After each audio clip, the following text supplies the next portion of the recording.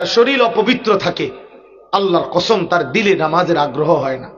আমাদের অগণিত ছেলে পেলে এই মাঝ বয়সী অথবা যুবক বয়সীরা নামাজ পড়ে না।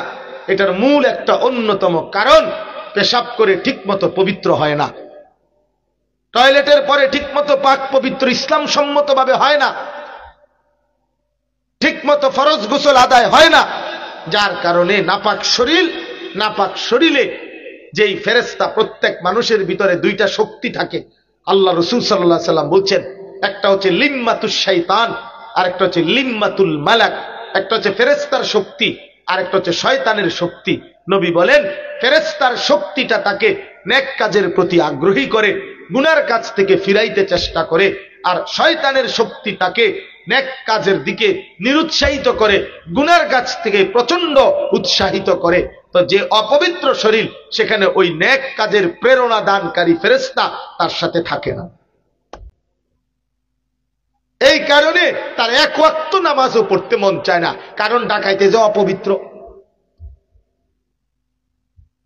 এই জন্য নাহলে মুসলমানের বাচ্চা কেমনে 365 দিনে, খোদার একটা বছর মুসলমানের ঘরে জন্ম নিয়া, বাপ মুসলমান মা মুসলমান, 16 বছর 18 বছরের বয়স, পূর্ণ যৌবন, সুস্থ সবল, চোখ নাক কান হাত পাও অঙ্গ প্রত্যঙ্গ সব ঠিক আছে, কিন্তু 365 দিনের একটা বছর কোনদিন ফজরের নামাজ পড়ে না। মুসলমানের বাচ্চা এত বড় জানোয়ার হয় কেমন? মুসলমানের ঘরে এত বড় জানোয়ার ঘুমায় কেমনে? তার বাপ কেডা, তার মা কেডা? তার বাপে কি বুঝলো, তে কি বুঝলো? তার মায়ে কি বুঝলো, তে বুঝলো কি? তার বাপে কি হওয়াদের মুসলমান, তার মা কি হওয়াদের মুসলমান? কিতা হ্যাঁ, আমনে কইবেন পাক না আলাপ? কইছি হুজুর, কই তো মনে 200 বার কইছি, হনে না? এর শেষ না? আর কোনো ব্যবস্থা নাই ইসলামে? ইসলামে আর কোনো কর্মসূচি দেয় নাই? নাফরমান সন্তানকে সংশোধনের আর কোনো পদ্ধতি নাই? আপনি জিজ্ঞেস করছেন কোন আলেমকে? কই হেতেই যে আপনি যখন আপনি যে বাস্তবিক দিল থেকে চান না, এটার প্রমাণ এই নাফরমান সন্তান বেনামাজি হয় যখন টাকা কামাই করে দেশে কিংবা বিদেশ থেকে, আপনারা যখন টাকা পাঠায়, আপনি দিয়ে ওই টাকা দিয়ে বিল্ডিং করেন, আপনি দিয়ে দালান করেন, দোতলার ছাদ ডালাই দেন, আপনি দিয়ে লম্বা লম্বা গপ মারেন, বালা বালা খানা খান, আপেল মালটা খান আর সাদও আনে গপ মারেন। তো আপনি যদি নারাজি হইতেন, আপনি যদি আখিরাতের ভয় করতেন, তো আপনি নাফরমান সন্তানের খাবারের লোকমা গ্রহণ করলেন কেন? সব সময় আমাদের জিন্দেগি দুইটা অংশ। কখনো আমরা নেয়ামতে, আমাদের প্রত্যাশা মতো, চাওয়া মতো আমরা যা পাচ্ছি, আর কখনো বিপদ মুসিবত পেরেশানিতে আছি। এই জিন্দেগি উভয় অবস্থাতেই আল্লাহ তাআলা বান্দার করণীয় বলে দিছেন। সুখে নেয়ামত পেলে, প্রত্যাশা মতো হলে, চাহিদা মতো পেলে শুকর, আর বিপদ মুসিবত পেরেশানি হলে সবর। এই জিন্দেগি আমার, হয় শুকর নয় কি সবর। শুকর করিলেও বিনিময়, সবর করিলেও বিনিময়। শুকর করিলেও পুরস্কার, সবর করিলেও পুরস্কার। তাহলে মুমিনের কোনো লস নাই, মুমিনের কোনো লস নাই। কোরআনুল কারীমের মধ্যে আছে, আল্লাহ তাআলা বলেন, ওয়াসায়াজিল্লাহু শাকিরিন, অবশ্যই আল্লাহ তাআলা শুকরকারীদেরকে বিনিময় দেবেন। তাহলে এই যে শুকর করলে বিনিময় দিবেন। হুবহু আরো একটা আয়াত আছে, ওয়াসানাজিজ শাকিরিন, আমি অবশ্যই শুকরকারীকে বিনিময় দেব। লা ইন শাকারতুম লা আযীদান্নাকুম, এটাও কোরআনের আয়াত। যদি তোমরা শুকর আদায় করো, আমি আল্লাহ তোমাদের নিয়ামত আরো বাড়িয়ে দেব। মা ইয়াফআলুল্লাহু বিআযাবিকুম ইন শাকারতুম, আল্লাহ তাআলা বলেন, তোমরা যদি আল্লাহর শুকর আদায় করো, তো আল্লাহ কেন তোমাদেরকে আযাব দিবেন? আযাব দিয়ে আল্লাহর দরকার কি? তোমরা যদি আল্লাহর শুকর আদায় করো। তাইলে এই প্রতিনিয়ত আল্লাহ তাআলা শুকরের পুরস্কার আল্লাহ আমাদের জন্য বলেছেন দিবেন। আচ্ছা, এর বিপরীতে সবর, তো এটার জন্য আল্লাহ বলছেন আরো বেশি পুরস্কার। শুকরের তো ব্যাপারে দেখেন বলছে, আল্লাহ বলছে আমি আল্লাহ শুকরকারীকে বিনিময় দেব, যেটাই দোক জান্নাতের কিছু না কিছু দিবে। আর সবরকারীর ব্যাপারে আল্লাহ বলছে আমি নিজেই সবরকারীর হয়ে যাব। ইন্নাল্লাহা মাআস সাবিরিন, এখানে এটা বলে নাই যে আমি সবরকারীকে দেব, না, আমি আল্লাহই সবরকারীর সাথে আছি, আমার নিজেকেই দেব। যেমন আপনারা ওলামায়ে কেরাম থেকে শুনছেন যে রোজার ব্যাপারে আল্লাহ তাআলার হাদিসে কুদসিতে আছে যে আল্লাহ তাআলা বলেন আস-সাওমু লি ওয়া আনা আজজি বিহি। এই কথাটা যে রোজা আমার জন্য, আল্লাহ বলেন আমি নিজেই এর প্রতিদান দেব। এটা দুইটা হাদিস, একটা হলো আমি নিজেই এর প্রতিদান দেব, এটা একটা তরজমা। আরেকটা হলো আনা উজজা বিহি, অর্থ হলো আমি আল্লাহ নিজেই, আমি রোজার প্রতিদান, আমি বান্দার হয়ে যাব, আমি হয়ে যাব। তো এরপরে আর তার দরকার কি, পেরেশানি কি? আল্লাহ যখন কারো হয়েই যায় তো এরপরে তার আর কোনো পেরেশানি আছে কি? জুতু মেরা তু সব মেরা। যখন আল্লাহ আমার তো সবই আমার, আসমানও আমার, জমিনও আমার, দুনিয়াও আমার, আখিরাতও আমার। এই জন্য বললাম সবর করছেন, আল্লাহর কথা শুনবার জন্যই সবর করছেন। আল্লাহ আপনাদেরকে উত্তম বিনিময় দান করে। হাদিসের মধ্যে আছে আজরুকুম আলা কদরে নুসুবিকুম। নবী সাল্লাল্লাহু আলাইহি সাল্লাম বলেন তোমাদের কষ্ট অনুপাতে তোমাদের আজার মানে নেকি, সওয়াব, কষ্ট যেই পরিমাণ সওয়াবও সেই পরিমাণ। তোমার কোরবানি যেমন তোমার পুরস্কারও তেমন, তোমার পুরস্কারও তেমন।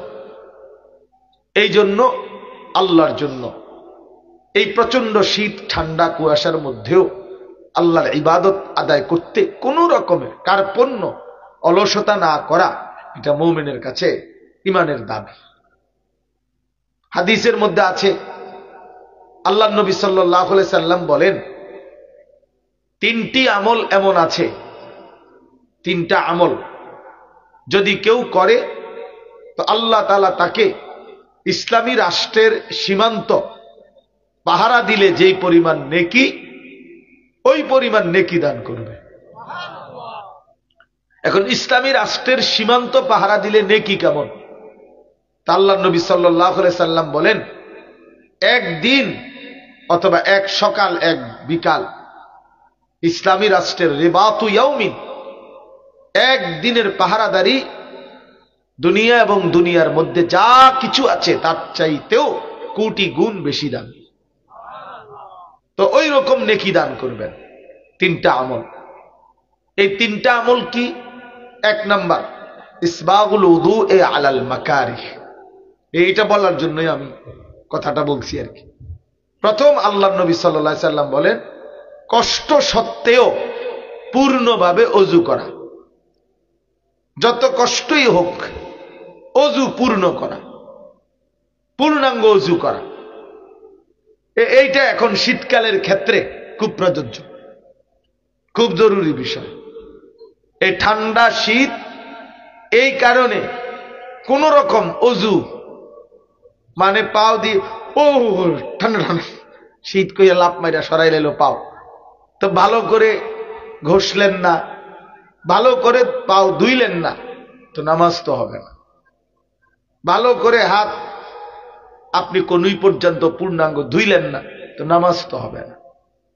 এই জন্য আল্লাহর নবী সাল্লাল্লাহু আলাইহি সাল্লাম বলেন যত শীত যত ঠান্ডাই হোক, যত কষ্টই হোক, পূর্ণ ওযু করা। ইসবাগ মানে পূর্ণ করা, ওযু পূর্ণ করা, কষ্ট সত্ত্বেও। এই একটা।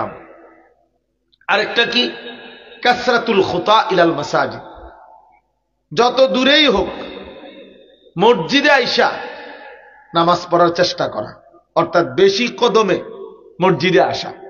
তো এটার ব্যাখ্যা হলো এই, বেশি কদমে মসজিদে আসা মানে যত দূরেই হোক মসজিদে আইসা জামাতে শরীক হওয়ার চেষ্টা করা। কারণ মসজিদ থেকে ঘর দূরে হইলে তো মসজিদে আসতে কদম বেশি ব্যবহার হবে না। এইটা 2 নাম্বার। 3 নাম্বার, ইন্তজারুস সালাতে ইলাস সালাহ, এক নামাজ আদায় করার পর আরেক নামাজের জন্য ফিকির রাখা, অপেক্ষা করা। মানে বসে থাকা না মসজিদে, এটা জরুরি না, কিন্তু ফিকিরে থাকবে। দোকানে যান, বাজারে যান, খেতে যান, যেখানেই যান আপনি, অসুবিধা নাই, কিন্তু ফিকিরে থাকতে হবে আমার সামনে ফজর, আমার সামনে জোহরের নামাজ, সামনে আমার আসর 4:15-তে আমার আসরের জামাত, আমার এর ভিতরেই গুছাই নিতে হবে।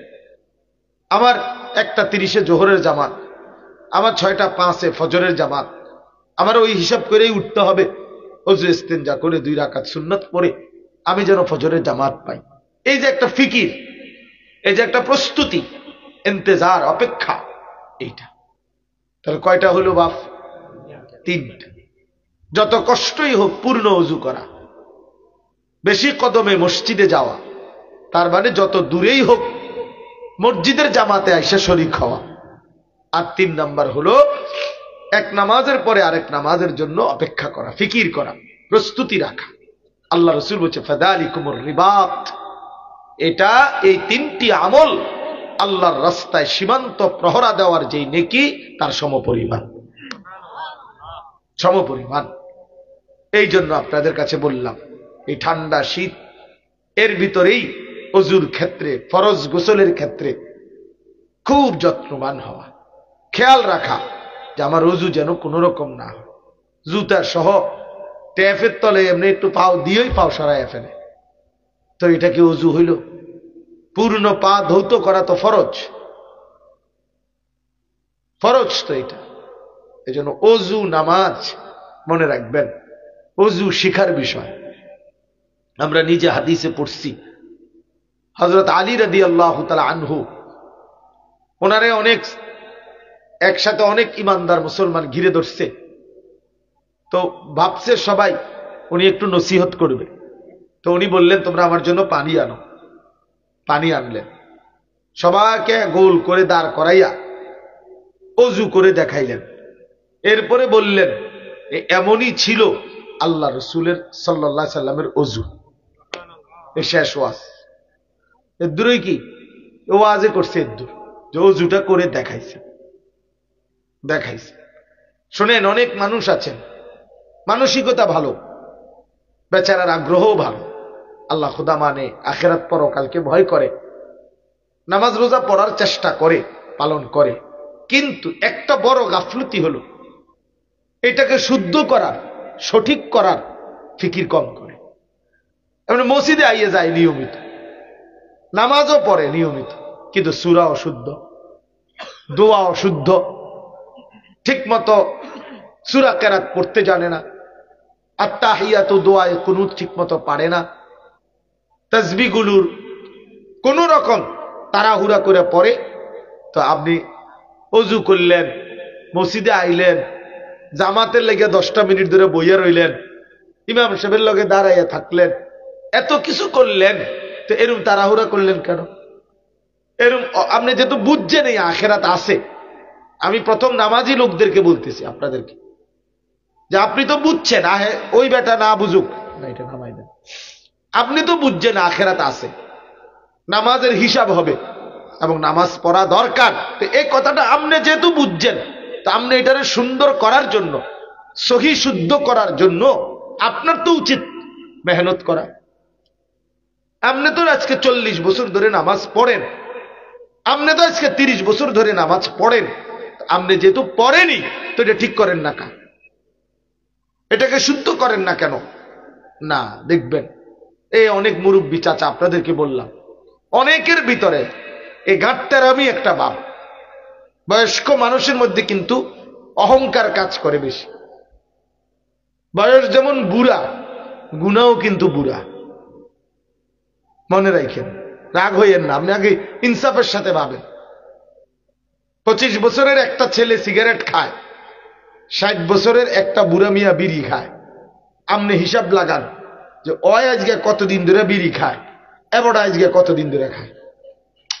বুঝেন না হিসাবটা? যে বেড়ার বয়স 60 বছর, এবড়া বিড়ি খানা ধরছে 15 বছর বয়সে, ধরেন কথার কথায়, তো এবড়া তো বিড়ি খাইছে 45 বছর, ওইটার তো আজকে 10 বছর, কথার কথায়। তাহলে ধরেন এই যে বুঝাইলাম ব্যবধান, তাহলে এই জন্য আপনার ভুলের পরিমাণও তো অনেক বেশি, আপনার ভুলের পরিমাণও তো অনেক দিন। 60 বছর নামাজ পড়লেন, এখনো সুন্দরভাবে সূরা কেরাত দোয়া কালাম সহি শুদ্ধ করতে পারলেন না, তো কি পড়লেন, কি গুরুত্ব দিলেন, কি বুঝিলেন? কোরআন শরীফে আছে স্পষ্ট, ফাখালাফা মিন বাদিহিম খালফুন। খেয়াল করে শুনেন, অল্প দূরে লেগে জুড়াইয়েন না, আমি দেরি করব না, আমিও দেরি করব না আপনাদের, অল্প একটু কথা, এই কদ্দুর কষ্ট করে সজাগ থাকেন। কোরআন শরীফ আল্লাহ স্পষ্ট বলছে, ফাখালাফা মিন বাদিহিম খালফুন। একটি প্রজন্ম, একটি জেনারেশন হবে এমন ধীরে ধীরে আদাউস সালাহ, যারা প্রতিনিয়ত নামাজকে নষ্ট করে দেয়, ওয়াত্তাবাউস শাহাওয়াত, এবং মনের ইচ্ছে মতো চলে, ফাসাউফা ইয়ালকাউনা গাইয়া। আল্লাহ বলেন, আমি আল্লাহ অচিরেই তাদেরকে জাহান্নামের সবচেয়ে নিকৃষ্ট আযাবের গর্ত, যেটা এটার নাম হলো গাই, এই গাই নামক জাহান্নামের নিকৃষ্ট গর্তে, যেখানে আযাব সবচেয়ে বেশি, ওইখানেই ছুঁড়ে মারবে। ফাসাউফা ইয়ালকাউনা গাইয়া, কোরআন শরীফের আয়াত। আমনে হাবের সাহেব করে জিগায়, আমনে নাতিও তো হাবের সাহেব, হেবড়ারে জিগায়, আমনের ভূতও তো হাবের সাহেব। তো আদাউস সালাহ কথাটা খেয়াল করেন চাচারা, এখানে পরিষ্কার আল্লাহ বলছেন নামাজ পড়ে না, এটা বলে না, এটা আরেক কথা, আলাদা আয়াত আছে। টোটালি নামাজ যে পড়ে না তার পাপের শাস্তি তো আছেই, এটা আরেক বিষয়।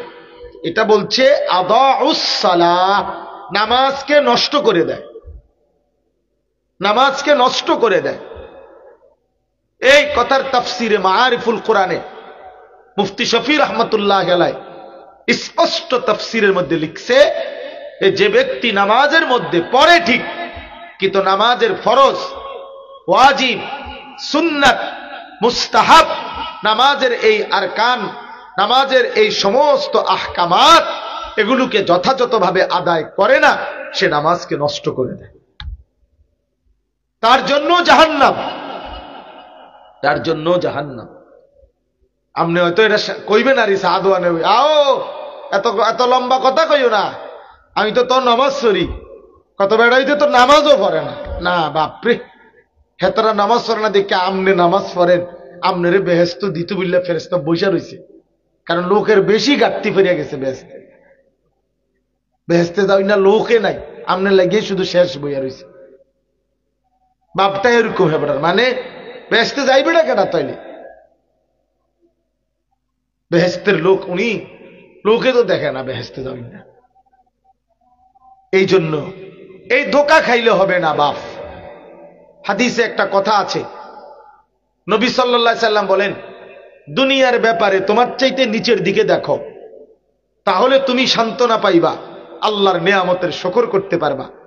আর ইবাদতের ব্যাপারে, আমলের ব্যাপারে, আখিরাতের ব্যাপারে বিশ্বাস করেন, আল্লাহর কসম নবী বলছে, তোমার চাইতে উপরের দিকে দেখো, তাহলে নিজের আমলের কমতি, ঘাটতি বুঝতে পারবে।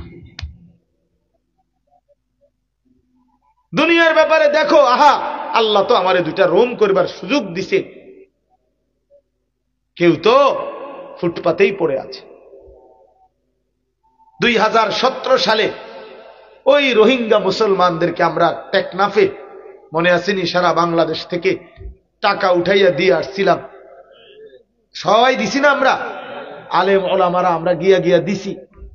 তো ওই যে তেরফাল দিয়া এই মানুষগুলো পাহাড়ের পাও ঘেঁষে, পাহাড় ঘেঁষা পড়ে আসে, একটা তেরফাল লাগাইয়া বছরের পর বছর, তো তারা কেমনে জিন্দিগি কাটাইতেছে? তাহলে দুনিয়ার ব্যাপারে আল্লাহ রাসূল বলছে উনজুরু ইলা মান হুয়া আসফালু মিনকুম, তোমার চাইতে নিচের দিকে দেখো। আহা, আমি তো 2 বেলা পুরা পেট ভরে খাইলাম, হোক না শাক সবজি, আলুর ভর্তা, ডাল, পেট তো ভরছে, কিন্তু এটুকু খাবারও তো কতজনের মিলে না। ফিলিস্তিনের মার কি হালাত, ফিলিস্তিনের মাসুম বাচ্চা খানা পায় না আজ কতদিন। গাজার শিশু, এতিম শিশু আজ কত বছর মাকে খুঁজে, বাবাকে তালাশ করে। আমার তো একটা ছোট মেয়ে আছে, 3 বছর বয়স। রাতের যদি 3টা বাজে, 2:30 বাজে, 4টা বাজে, একদিনও আমার এই বাচ্চা মেয়েটা কোনো দিন আপনার আমি না যাওয়া পর্যন্ত ঘুমায় না। আমি গেলে আমারে জড়ায় ধইরা তারপরে ঘুমায়, প্রতিদিন এমন। আমি আদর করলে কিছুক্ষণ, এরপরে বাচ্চাটা ঘুমায়। তাহলে আমার 3 বছরের বাচ্চা যদি দিনের পর দিন বাবার জন্য অপেক্ষা করে, তো ফিলিস্তিনের বাচ্চাটা তার বাবাকে কতদিন দেখে না? কি ভাই, এই জন্য দেখা উচিত যে আল্লাহ তাআলা আমাদেরকে কি পরিমাণ সুখে রাখছে, কি পরিমাণ সুখে রাখছে বলেন। তো এই জন্য দুনিয়ার ব্যাপারে নিচের দিকে দেখা, আর আমলের ব্যাপারে, আখিরাতের ব্যাপারে উপরের দিকে দেখা। যে হায়, নবীর সাহাবীরা কেমন ছিলেন, তাবেঈরা কেমন ছিলেন, আল্লাহর নেক বান্দারা কেমন ছিলেন, আল্লাহর ওলিরা কেমন ছিলেন, নেককার বান্দারা কেমন ছিলেন। এই ছিল আখিরাতের বিষয়, এভাবে দেখা। প্রতিযোগিতা করতেন সাহাবীরা আমলের জন্য, প্রতিযোগিতা, কে কাকে ডিঙ্গায়া আগে যাবে। আপনারা কত শুনছেন ওয়াজে আলেমদের কাছে যে হযরতে ওমর আজীবন চেষ্টা করছে দান সদকার ক্ষেত্রে আবু বকর রাদিয়াল্লাহু তাআলা আনহুকে পিছে ফেলাইতে। এটা শুনছেন না ওয়াজে? সবসময় চেষ্টা করছে উনি, কিন্তু কোন সময় কি পারে নাই। শেষ পর্যন্ত বলছে ওমর একদিন, আবু বকর, আমি আল্লাহর কসম, আসলেই তোমাকে কেউ পরাজিত করতে পারবে না, তুমি তুমি তুমি তুমি আসলে তুমি বেমিসাল, তুলনাহীন তুমি। কোরআন শরীফে আছে, নবীজিকে আল্লাহ বলছে ওয়ালা সাউফা ইউতিকা রাব্বুকা ফাতারদা। আজীব আয়াত। কোরআন শরীফে আল্লাহ আমাদের নবীকে বলছে, বন্ধু, আপনাকে আমি এই পরিমাণ দেব, দিতে দিতে দিতে দিতে আপনি রাজি, খুশি হয়ে যাবেন। আপনারে খুশি হওয়া পর্যন্ত আমি আল্লাহ নেয়ামত, পুরস্কার, দুনিয়া আখিরাতের তামাম ভালাই দিতে থাকবে। ঠিক এরকম আল্লাহ আরেকটা আয়াত আছে কোরআন শরীফে, হযরত আবু বকর সিদ্দিকের ব্যাপারে আল্লাহ বলছে ডাইরেক্ট কোরআনের আয়াত নাজিল করে যে, বন্ধু, আমি ওয়াদা দিলাম ওয়ালা সাউফা ইয়ারদা। এই আয়াত হযরত আবু বকর সিদ্দিকের জন্য নাজিল হয়েছে। পুরা সূরাটাই ওয়াল্লাইলি ইযা ইয়াগশা ওয়ান নাহারি ইযা তাজাল্লা ওয়া মা খালাকাদ যাকারা ওয়াল উনসা। এই সূরা পুরাটা নাজিল হয়েছে হযরত আবু বকরের প্রশংসায়। আল্লাহ তাআলা আবু বকর সিদ্দিকের কথা বলতে বলতে বলতে বলতে এই সূরার শেষ করছেন এই আয়াত দিয়া। আল্লাহ বলছে, বন্ধু, আপনার আবু বকরকে আমি আল্লাহ ওয়াদা দিলাম, পরে আমি রাজি করে দেব, তাকে আমি খুশি করে দেব, আমি তারে খুশি করে দেব হাসরের ময়দানে। সে আমার জন্য, আমার দ্বীনের জন্য, আমার বন্ধুর জন্য কি কোরবানিটা করছে, কি কোরবানিটা করছে, সব দিয়ে দিছে, সব সব সব সাহাবী, এক এক সাহাবী নবীর কাছে নিজেদের পছন্দের কথা বলছে, নবী নিজেও বলছে। কিন্তু আবু বকর সিদ্দিক যেটা বলছে, এইটা এমন আশ্চর্য কথা যে সাহাবায়ে কেরাম পর্যন্ত হায়রান হয়ে গেছে যে আবু বকর কি কয়। হযরত আবু বকর সিদ্দিক বলছে, ইয়া রাসূলুল্লাহ, 3টা জিনিস আমার কাছে সবচেয়ে প্রিয়। কি? এক নাম্বার হলো আন-নাযরু ইলাইকা, এক নাম্বার আপনার পবিত্র চেহারা মুবারকের দিকে তাকিয়ে থাকা, এটা আমার সবচেয়ে প্রিয়। দুই নাম্বার ওয়াল জুলুসু বাইনা ইয়াদাইকা, আপনার কাছেই বসে থাকা, আপনার নসিহত শুনতে থাকা, আপনার সোহবত সান্নিধ্য গ্রহণ করা, এটাই আমার সবচেয়ে প্রিয়। আর তিন নাম্বার হলো আমার একটা কন্যা আপনার কাছে তুলে দেওয়া, আপনার কাছে আমার একটা কন্যাকে সঁপে দেওয়া।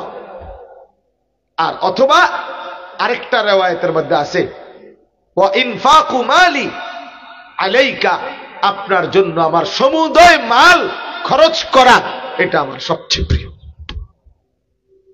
সবচেয়ে প্রিয়।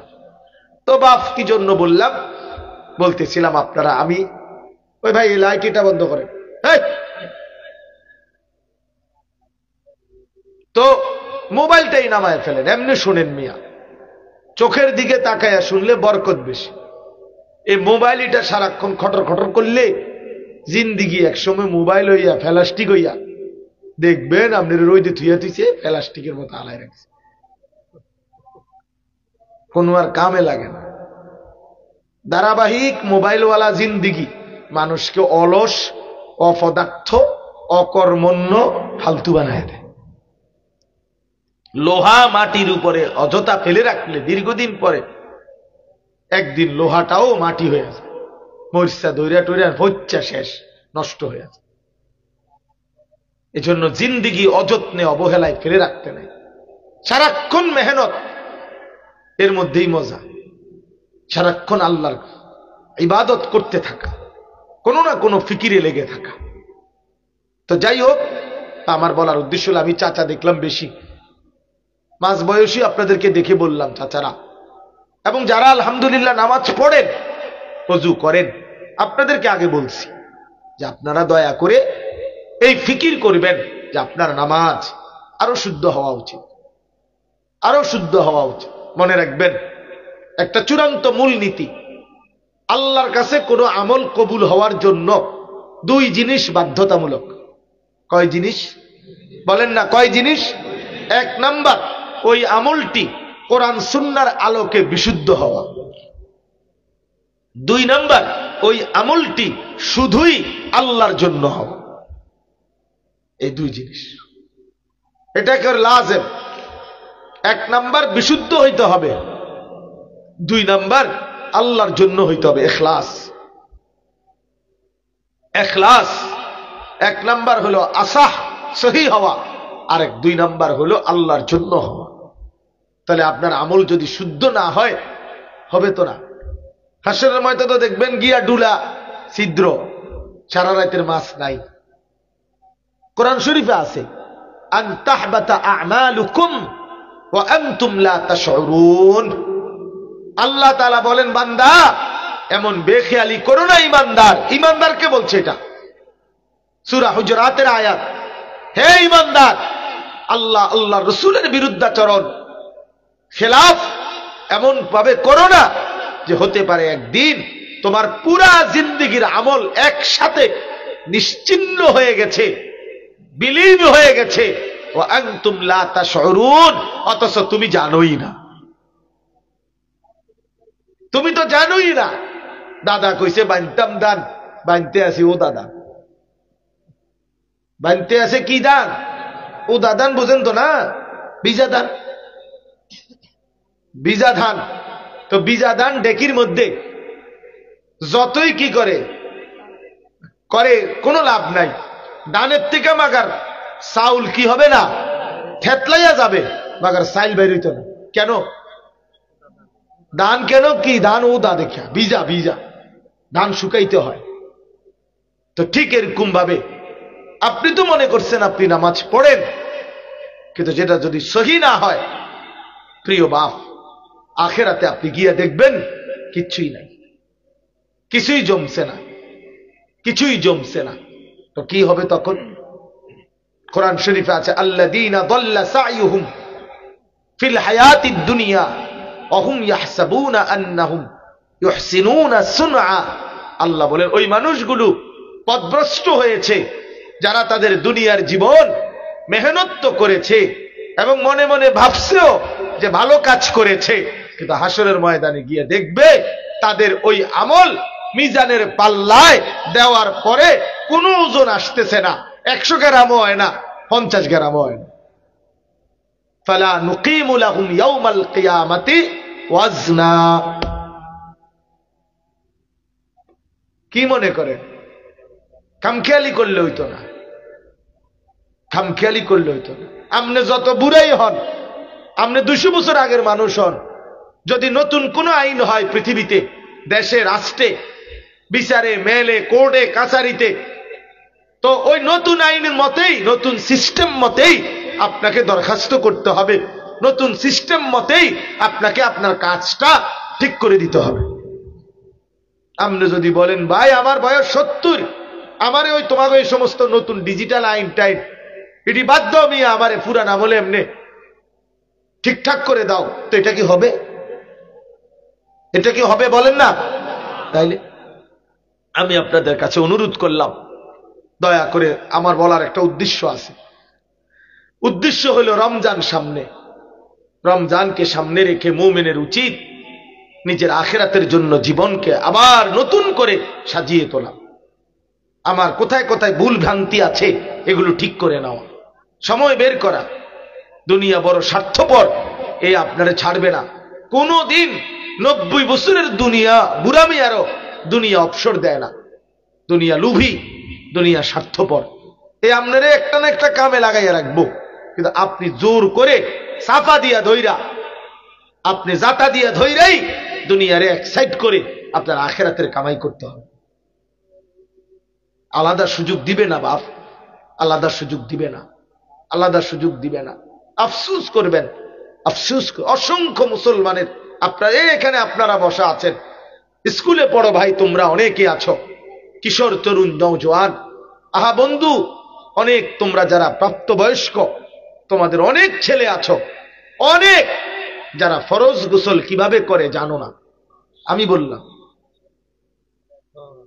বীর্যপাত হলে গোসল ফরজ হয়, এই গোসল আর এমনি সময়ের গোসল এক না। ফরজ গোসল আর এমনি গোসল কি এক? তাহলে ফরজ গোসলের জন্য শরীয়তে নির্ধারিত হুকুম আছে। নাকের নরম জায়গা পর্যন্ত, প্রত্যেক মানুষের নাক এভাবে নড়ে যে দুল, এটারই কয় নরম জায়গা। এই নাকের নরম জায়গায় পানি পৌঁছানো ফরজ, আর এমনি অজুর সময় হলো সুন্নত। তো এই জন্য অজুর মধ্যে নাকে পানি কিন্তু দিলেই হয়, সামান্য একটু হইলে সারে, জাস্ট একটু গেলে হইছে, কারণ এটা তো সুন্নত। কিন্তু গোসল ফরজ হইলে এখানে নাকের নরম জায়গা পর্যন্ত পানি পৌঁছানো এটা সুন্নত না, এটা ফরজ। তো ফরজ আর সুন্নতের হুকুম কি বরাবর? ফরজ আদায় না হইলে ওই হুকুম কি আদায় হয়? তাইলে যে ব্যক্তি জানেই না, আপনি এখন দাঁড় করান, এখন জিজ্ঞেস করেন ছেলে, তোমরা দাঁড়, আমরা দাঁড় করাই, আচ্ছা তুমি কয় পানি এনে দেই জগে, তুমি দেখাও, তুমি দেখাও মিয়া, তোমার বয়স তো 25, 18, তুমি তো সাবালক, তোমার তো স্বপ্নদোষ হয়, বীর্যপাত হয়, আমি খোলামেলা বললাম, তো তোমার উপরে তো গোসল ফরজ হয়।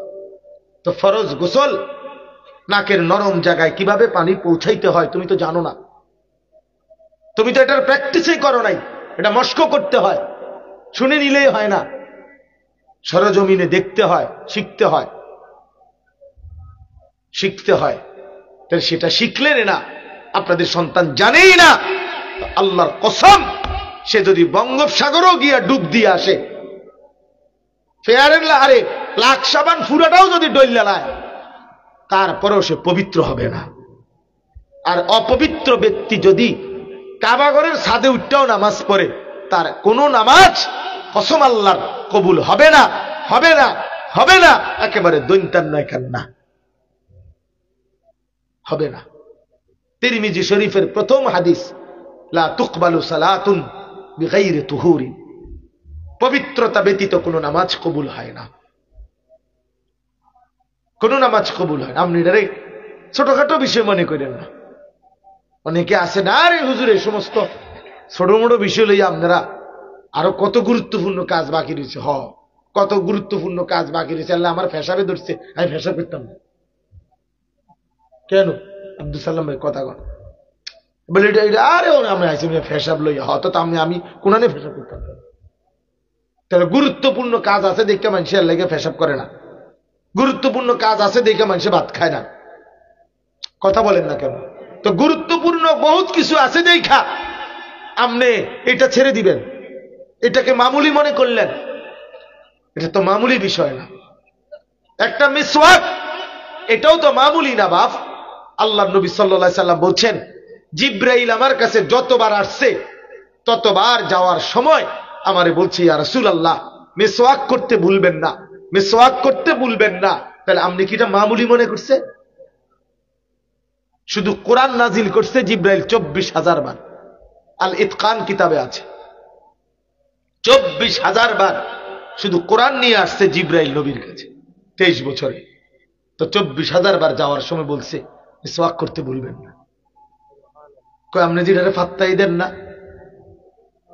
হ্যাঁ, আপনি যে আজীবন বেরস, আপনি রস কু, আপনি যে আজীবন বেরসে ডললেন। হ্যাঁ, আপনি যে আজীবন বেরস দিয়ে দাঁত মাইজলেন, দুধা বালবেন কোন দিন?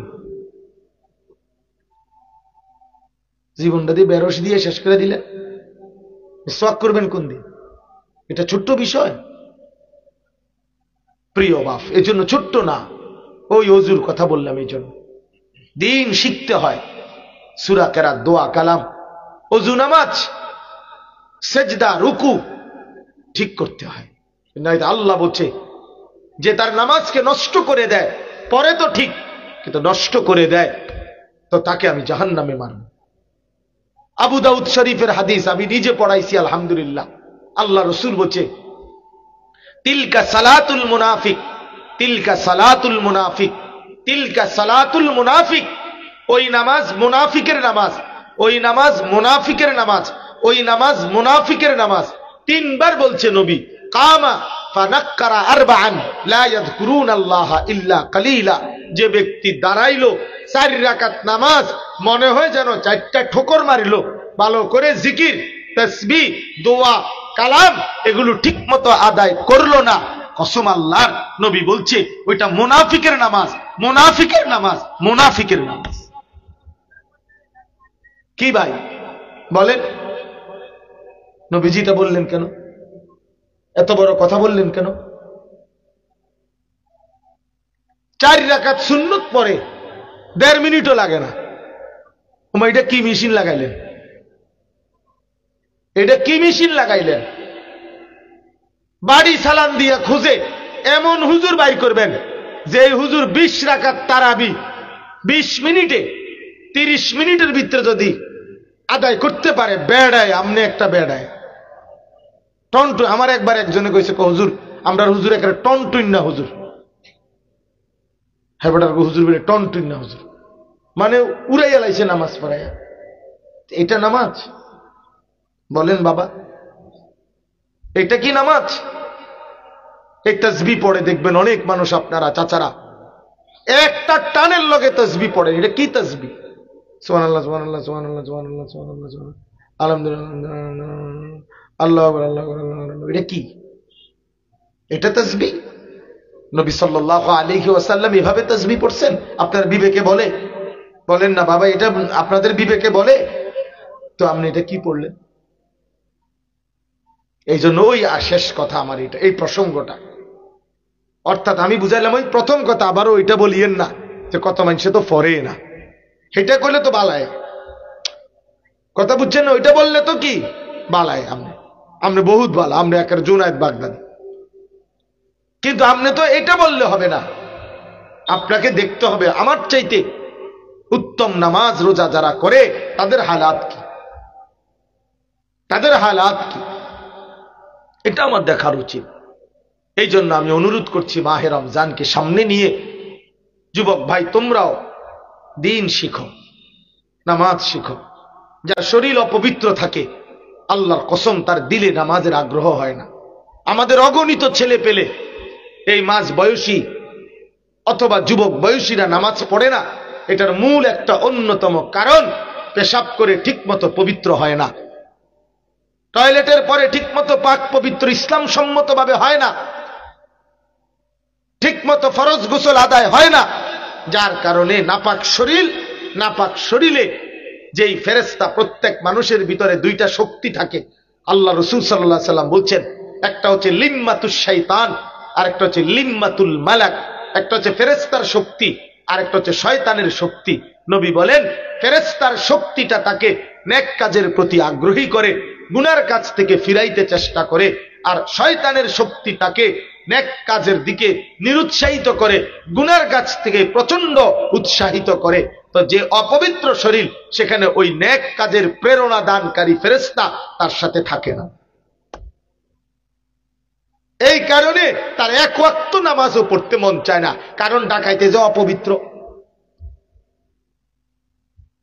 এই জন্য নাহলে মুসলমানের বাচ্চা কেমনে 365 দিনে, খোদার একটা বছর মুসলমানের ঘরে জন্ম নিয়া, বাপ মুসলমান মা মুসলমান, 16 বছর 18 বছরের বয়স, পূর্ণ যৌবন, সুস্থ সবল, চোখ নাক কান হাত পাও অঙ্গ প্রত্যঙ্গ সব ঠিক আছে, কিন্তু 365 দিনের একটা বছর কোনদিন ফজরের নামাজ পড়ে না। মুসলমানের বাচ্চা এত বড় জানোয়ার হয় কেন? মুসলমানের ঘরে এত বড় জানোয়ার ঘুমায় কেমনে? তার বাপ কেডা, তার মা কেডা? তার বাপে কি বুঝলো, তে কি বুঝলো? তার মায়ে কি বুঝলো, তে বুঝলো কি? তার বাপে কি হওয়াদের মুসলমান, তার মা কি হওয়াদের মুসলমান? কিটা হ্যাঁ? আমনে কইবেন পাক না আলাপ? কইছি হুজুর, কই তো মনে 200 বার কইছি, হনে না? এর শেষ না? আর কোনো ব্যবস্থা নাই ইসলামে? ইসলামে আর কোনো কর্মসূচি দেয় নাই? নাফরমান সন্তানকে সংশোধনের আর কোনো পদ্ধতি নাই? আপনি জিজ্ঞেস করছেন কোন আলেমকে? কই হেতেই যে আপনি যখন আপনি যে বাস্তবিক দিল থেকে চান না, এটার প্রমাণ এই নাফরমান সন্তান বেনামাজি হয় যখন টাকা কামাই করে দেশে কিংবা বিদেশ থেকে, আপনারা যখন টাকা পাঠায়, আপনি দিয়ে ওই টাকা দিয়ে বিল্ডিং করেন, আপনি দিয়ে দালান করেন, দোতলার ছাদ ডালাই দেন, আপনি দিয়ে লম্বা লম্বা গপ মারেন, বালা বালা খানা খান, আপেল মালটা খান আর সাদও আনে গপ মারেন। তো আপনি যদি নারাজি হইতেন, আপনি যদি আখিরাতের ভয় করতেন, তো আপনি নাফরমান সন্তানের খাবারের লোকমা গ্রহণ করলেন কেন? কেন? বলে তুই আল্লাহর দুশ্মন, তুই আমার আল্লাহকে সিজদা করছ না, তোর লগে কিসের কথা? তুই আমার কিসের সন্তান বেটা? কোরআন শরীফে আছে, আল্লাহ সরাসরি বলছে। নূহ আলাইহিস সালাম, ওনার ছেলে কেনান, সে যখন ডুবে যাইতেছিল, আপনারা জানেন কোরআন শরীফের সূরা হুদে আছে, এই ডুবে যাওয়ার সময় নূহ নবী হাত উঠাইছিল, আল্লাহ ইন্না ইবনি মিন আহলি, আয় মাওলা আমার ছেলেটা আমার বংশধর। এর দূরে কইছে, আর কইছে না কিছু। আল্লাহ সাথে সাথে কোরআনের আয়াত নাজিল করছে, ইয়া নূহ ইন্নাহু লাইসা মিন আহলিক। কি ভাই জানা আয়াত? আল্লাহ সরাসরি বলছে, হে নূহ সাবধান, আর একবারও বলবা না এটা তোমার বংশধর নয়, এই বেঈমান তোমার সন্তান না, ইন্নাহু আমালুন গায়রু সালিহ।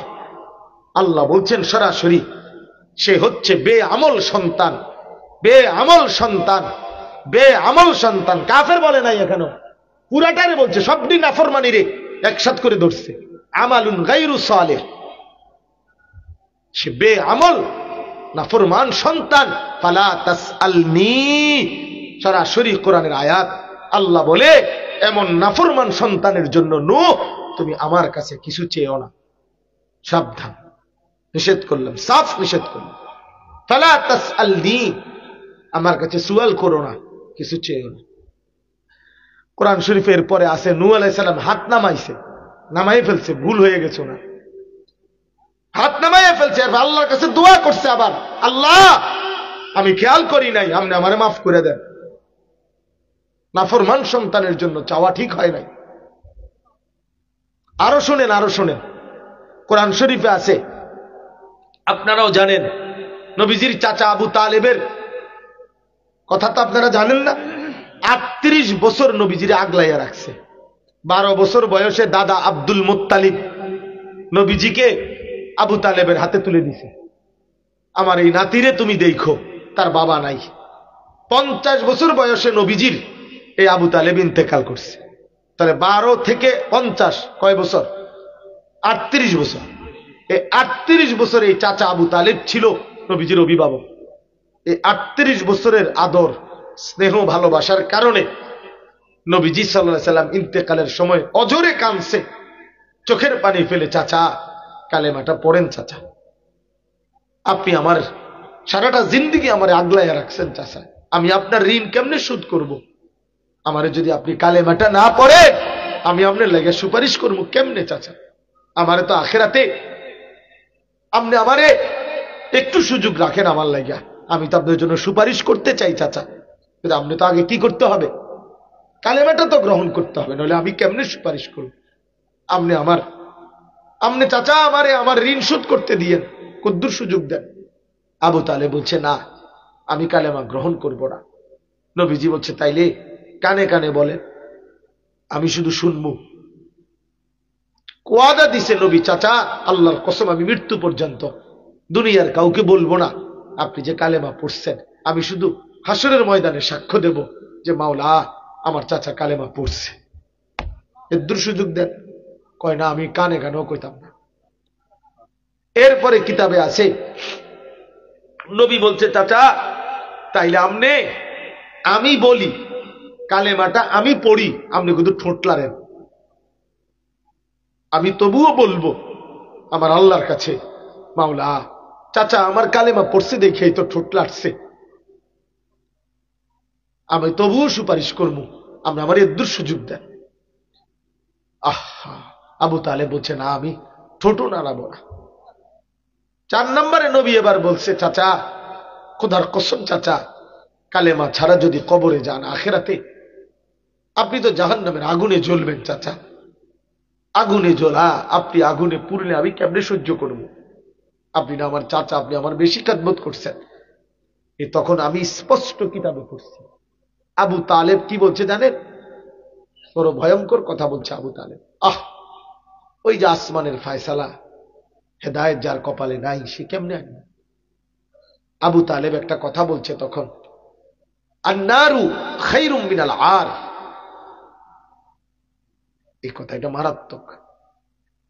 আবু তালেব বলছে মুহাম্মদ ভাতিজা, দুনিয়ার মানুষের কাছে লজ্জা পাওয়ার চাইতে, আর মানে লজ্জা, দুনিয়ার মানুষের কাছে লজ্জা পাওয়ার চাইতে তোমার খোদার আগুনে পোড়া ভালো। আর নারু মানে আগুন, খায়রুন মানে উত্তম, মিনাল আর লজ্জা পাওয়ার চাইতে। অন নাউজুবিল্লাহ কন, হ্যাঁ কীর্তন কন নাউজুবিল্লাহ। আমনের পুতের মাইয়ার বিয়ের মধ্যে যখন ডেকসেট বাজে, বেড়া বেড়ি এক লগে প্যান্ডেলের ভিত্তে ভাত খায়, তামাম বাড়ির ফোলাগুলো সব মাইয়াটারে যাইয়া যাইয়া দেখে, আমনে অসিব্য তখন কি করেন? আমনের বাড়ির যে 3 দিন বাইরা ডেকসেট বাজে, আপনার জোয়ান জোয়ান নারী মেয়ে সব বেপর্দা, আরে বড়া কয় কিতা করমু, হ্যাঁ কিতা করমু? অনকার যুগে রুম হুজুর, জমানায় খারাপ, জমানায় হেবড়ারে কামড়াইছে, অনকার যুগে খারাপ। আনার আগের যুগ নাই, মানে আগে আসিল 7 দিনের সপ্তাহ, এখন হলো 7 দিনের সপ্তাহ। এখন তো এটাই সপ্তাহ, 7 দিনে না সপ্তাহ, এখন তো আগের যুগ তো নাই। আগে আসিল 12 মাসে বছর, এখন 9 মাসে বছর। কথা বলেন না কেন? আগে আসিল 30 দিনে মাস, এখন 24 দিনে মাস। তো আগে আমাদের জমানায় কি কামড়াইছে? আপনি যে বলেন আগের যুগ নাই, কি তো হয়েছে আগের যুগে? কি মাস বদলাইছে, না বছর বদলাইছে, না সপ্তাহ বদলাইছে, না দিন বদলাইছে, না আপনার খাচ্ছত বদলাইছে? তাহলে সমস্যা তো আপনার আখলাকের সমস্যা। আপনি কাপুরুষ, কাপুরুষ, আপনি কাপুরুষ। আপনাকে বলা উচিত যে পৃথিবী উল্টে যাবে বেটা, আমি ইমানদার, আমি মুসলমান, আমার ঘরে, আমার পরিবারে, আমার সন্তানের বিয়েতে আল্লাহর নাফরমানি হবে না। তোরা কে কি বলবি বেটা, যা বেটা বেঈমান বেটা, তোদের সমাজ দেখে আমি কি করব? আবু তালেব তো এটাই কইছে, মানুষের কাছে লজ্জা পাওয়ার চাইতে আগুনে পোড়া ভালো। আমরাও তো অসংখ্য মানুষ স্ত্রী সন্তানের প্রতিনিয়ত নাফরমানি দেখার পরেও মেনে নিচ্ছি, কারণ তাদের কাছে বেজ্জুতি হওয়ার চাইতে আল্লাহর ফিডা খাওয়া ভালো। বাবুরে কিতা করবো, বউ বাচ্চা, শাক, টেলিভিশন, কিতা করুন ফিডা নলে কদ্দুর খাওয়ানে লাগবে, কি করার আছে? ফুলানির লগে কি আর পারমুনি? আলাপ করে, সিহন আলাপ, হ্যাঁ আলাপ করেন, হ্যাঁ এটা এটা এগুলো আলাপ, মস্কারি। আখেরাত কি মস্কারি? কবর কি মস্কারি মিয়া? আচ্ছা রাখেন, আমার যে উদ্দেশ্য, এই জন্য এই কথাইটা কিন্তু আমাদের জন্য আমরা অহরহ আমাদের আচরণ দ্বারা বুঝাই যে সমাজের লগে টিকে থাকতে হইব, মানুষের লগে টিকতে হইব, একই একই হাইয়েস্ট। ও এন থেকে বাঘ মারা না, বুঝেন না? বেড়া বেড়ি বইয়ালাও একসাথে জাগা কদ্দুর এনতে এনতে এনে এটা যায় কি এরকম করে না? বিয়ার গাড়ির মধ্যে বেড়া বেড়ি ফুলা মাইয়া এক লগে যাইতে বসাই দিছে, আও কষ্ট হইব তো ফুলা মাইয়া কেমনে বই, আরে বেড়া বেশি কথা কস, বেড়া এনতে এনে জাগা কদ্দুর, মনে 20 মিনিটের রাস্তা না। হ্যাঁ আস্তাগফিরুল্লাহ আস্তাগফিরুল্লাহ।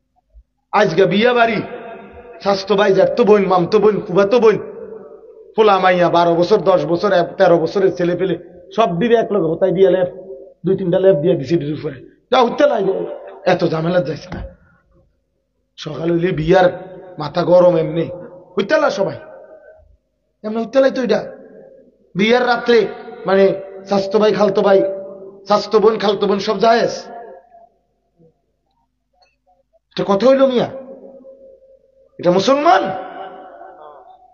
আখিরাত ভুলে গেছেন। কাল্লা বাল তুহিব্বুনাল আজিলা ওয়া তাদারুনাল আখিরাহ।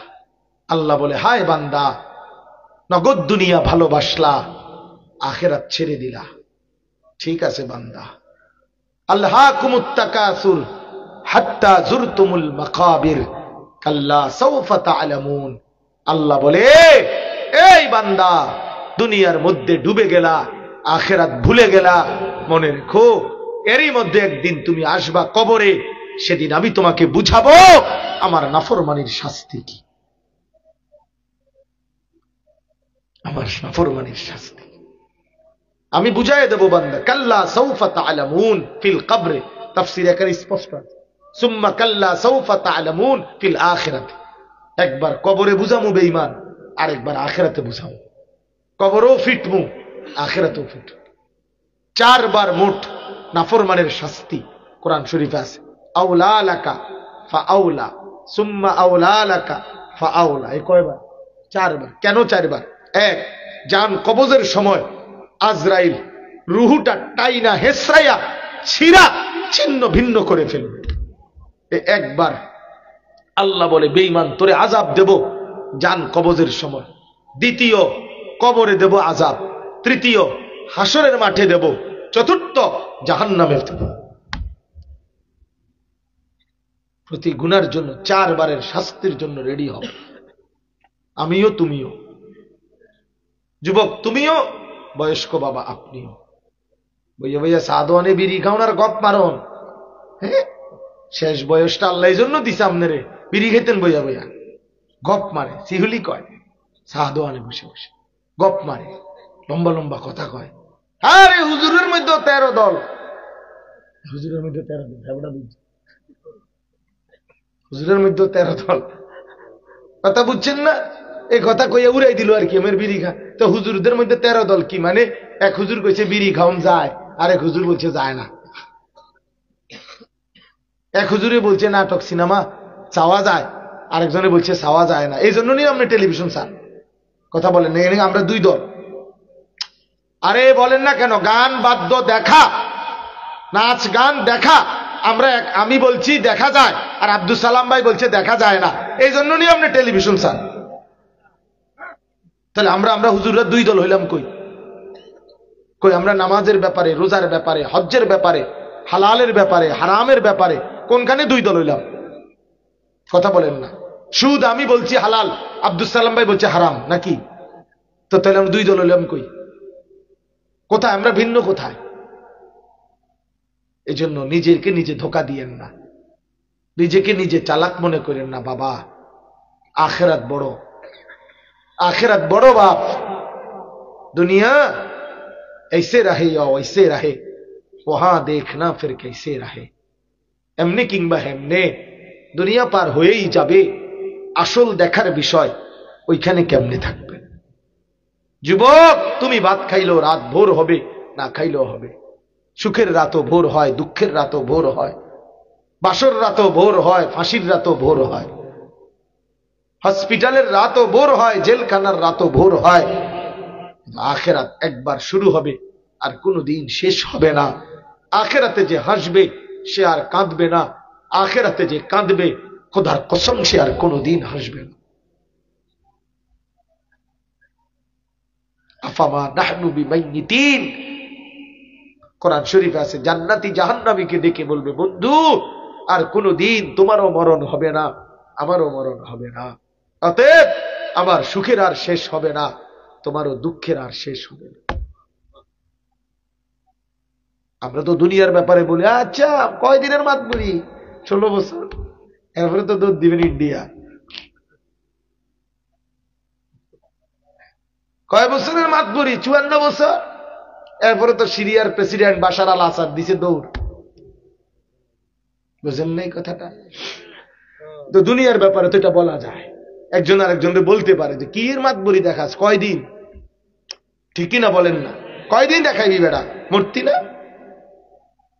তো এটা তো দুনিয়ার ব্যাপারে বললেন। আখেরাতের ব্যাপারে, আখেরাতের ব্যাপারে কোন জাহান্নামী জান্নাতীকে বলতে পারবনি কয়দিন? কয়দিন জান্নাতে একবার দেখতাম না, এটা বলতে পারবে? এই কারণে বললাম, ওই কথাটা রইছে। তো আবু তালেবকে যখন শেষ বলল, সে কোনোভাবে কি করলো না, ঈমান আনলো না। না, আগুনের ভয় দেখাবার পরেও সে প্রত্যাখ্যান করলো। এ দেখেন শেষ কথাটা ওই অংশের। এরপর আবু তালেব ইন্তেকাল করছে, ঈমান আনে নাই। কিতাবে আছে নবীজি তখন চোখের পানি ফেলছে, আবারও কাঁদছে নবী, মৃত্যু হয়ে গেছে। আর তো এক নবী তখন একটা কথা বলছে, মা তারাকতানি সাবিলা, চাচা, আহা চাচা, আপনি আমার জন্য কোনো রাস্তা রাখলেন না, কোনো রাস্তা রাখলেন না চাচা। আমি কোনোভাবে সুপারিশের কোনো সুযোগ পাইলাম না, বহু অনুনয় বিনয় করলাম। এরপরেও নবী সাল্লাল্লাহু আলাইহি সাল্লাম, তাফসীরের মধ্যে আছে নবীজি এরপরেও উনি দেখছে, এরপরও আবার বলছে, তবুও চাচা শেষবারের মতো আপনি যেহেতু মরে গেছেন, ঠিক আছে, আমি আমার আল্লাহর কাছে একটু হাত উঠাই, দেখি আল্লাহর কাছে মাগফিরাত চাই আপনার জন্য। এই তখন নবীজি এই আবু তালেবের জন্য হাত তুলছিলেন। আল্লাহর কসম, আল্লাহর কলজার টুকরা বন্ধু নবী, প্রিয় নবী সাল্লাল্লাহু আলাইহি সাল্লামের চাইতে আপনজন নবীর জন্য নবীজি ছাড়া তার চাইতে বেশি প্রিয় ওই আরশে আজিমের মালিকের কাছে আর কে? বলেন না বাবা, বলেন আর কে? এর চাইতে আপনজন আর কেউ ছিল? সেই প্রিয় বন্ধু হাত তুলছে। আল্লাহ তাআলা কোরআনের আয়াত নাজিল করছে, মা কানা লিন নাবিয়্যি ওয়াল্লাযীনা আমানু আন ইস্তাগফিরু লিল মুশরিকিন ওয়ালাউ কানু উলি কুরবা। আল্লাহ বলছে, বন্ধু সাবধান, আপনি নবী কিংবা কোন ইমানদারের জন্য অনুমতি নাই কোন বেঈমান মুশরিকের জন্য, হোক সে আপনার নিকটাত্মীয়, তবুও তার জন্য আমি আল্লাহর কাছে মাগফিরাত চাওয়া, ক্ষমা প্রার্থনা করার কোনো অনুমতি নেই। নামান হাত, নামান হাত। আপনি কেডা? এবার বলেন, আপনি কি? আমি কে? খুদ রাসূল সাল্লাল্লাহু আলাইহি সাল্লাম কে আল্লাহ তাআলা কোরআন শরীফের আয়াত নাযিল নিষেধ করছে, সাবধান, আর কোনদিন বেঈমানের জন্য হাত উঠাবেন না। আব্দুল্লাহ ইবনে উবাই মুনাফিক সর্দারের জন্য নবী জানাজা পড়ছিলেন, প্রকাশ্যে নামধারী মুসলমান, আল্লাহ তবুও নিষেধ করে, তাকেও নিষেধ করছে নবীজিকে, সাবধান, আর কোনদিন লা তাকুম আলা কবরিহি ওয়ালা তুসাল্লি আলা আহাদিন মিনহুম আমি তো হাফেজ সাহেব না, আব্দুল সালাম। হ্যাঁ, আমি আসলে হাফেজ সাহেব না, এই জন্য পুরাটা কইতারি না, অনেক সময় আটকায় যায়, কোনো কামে রইলাম না জীবনে। হো আল্লাহ মাফ করে দেন। তো এই জন্য বললাম, নবীজি বলকে আল্লাহ তাআলা বলছে, বন্ধু মুনাফিকের কবরের সামনে আর কোনোদিন দাঁড়াবেন না, মুনাফিকের জানাজা পড়বেন না। খুদ রাসূল সাল্লাল্লাহু আলাইহি সাল্লাম কে বল, কি বাবা আপনি কে, আমি কে? এই জন্য এবার চলেন শেষ কথা, আয়াত গুলার তরজমা এগুলাই, আপনি শুধু শুনলেই বুঝবেন। আমার মূল বক্তব্য শেষ, আজকে এটাই বুঝাইতে চাচ্ছি, দ্বীনের ব্যাপারে আরো যত্নবান হন।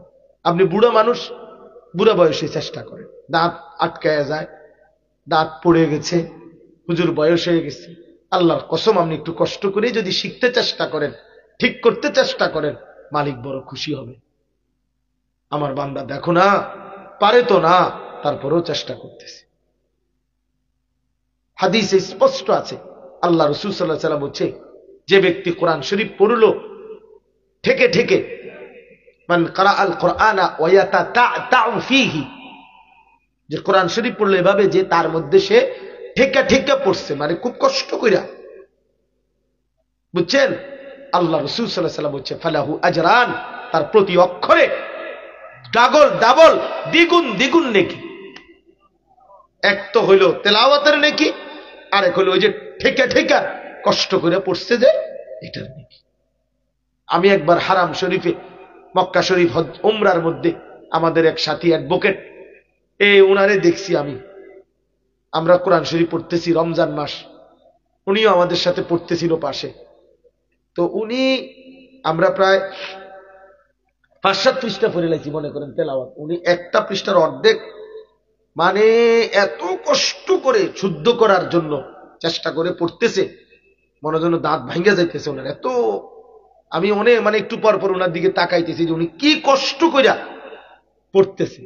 পরে আমি কাছে গিয়া সান্ত্বনা দিলাম, মনে রাখেন আল্লাহ আপনাকে প্রতি অক্ষরে দ্বিগুণ নেকি দান করবে, কারণ আমি দেখছি আপনি শুরু থেকে কি কষ্টটা করতেন। তখন উনি কইছে একটা কথা আমার খুব ভালো লাগছে, হুজুর আমি অ্যাডভোকেট মানুষ, কিন্তু আমি কোরআন শরীফ একদম অশুদ্ধ ছিল আমার, আমি কিন্তু আমার একটা ছেলে হুজুর আমি মাদ্রাসায় দিছি, কোরআন শরীফের হাফেজ হয়েছে আমার ছেলেটা। আমার ছেলেটা একদিন আমারে কইছে, আব্বু তুমি এগুলো কি কোরআন শরীফ পড়ে, এগুলো তো হয় না আব্বু, তুমি তো কিচ্ছু হয় না তোমার এগুলো, তুমি এগুলো ঠিক করো। হুজুর আমার এই ছেলেটার কারণে আমি মাথা নুয়ে সেদিন থেকেই সিদ্ধান্ত নিছি আমি আল্লাহর কোরআন শিখব। তো এই কারণে কোরআন শরীফ একটু একটু করে শিখতেছি এবং আরো শিখব, বুঝছেন কথা বাবা? আজকে তো হয়তো সন্তান বাবার আখিরাত বাঁচাই দিল। এই চলেন, এই জন্য আপনাদের কাছে অনুরোধ, আপনারা গুরুত্ব দেন। বয়স্ক মানুষ, কিশোর তরুণ নওজোয়ান, প্রিয় ভাই, দুনিয়ার বাকি পড়ালেখা না হলেও দুনিয়া চলে, কিন্তু কোরআন ছাড়া আখিরাত চলবে না, সেজদা ছাড়া আখিরাত চলবে না। দুনিয়া পড়ালেখা না হলেও মিলে, মূর্খ বকলম, নাম দস্তখত করতে জানে না, টিপসই দেয়, এমন মানুষ দুনিয়া ভোগ করে না। বলেন না কেন বাবা? এমন মানুষ বিয়ে করে না, এমন মানুষের বাচ্চা কাচ্চা হয় না, এমন মানুষ দালান বিল্ডিং করে না, ভাত মাছ গোশত খায় না, নেতাগিরি ক্ষমতাগিরি করে না। কি এরম নাই? আমরা বাড়ির চলেন, আমি দেখাই। আমগো বাড়ি কোনার জানেন? নাঙ্গুলকোট, লাকসাম। আমরা তো এক এলাকারই মানুষ।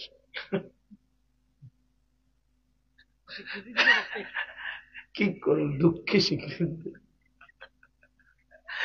আমার যে আব্দুল সালাম ভাই মৌলানা, আমরা তো বন্ধু মানুষ, সব সময় সারাদিন আমরা একসাথে চলি ফিরি, অনেক রসিকতা করি। এই জন্য কইল আর কি, যে মাঝে মধ্যে উনি আমগো বদনাম করে আমগো এলাকার, এই জন্য আজকে মনে করছে আমি বরুড়ার বদনাম করবো, কিত্তাম বদনাম করবো।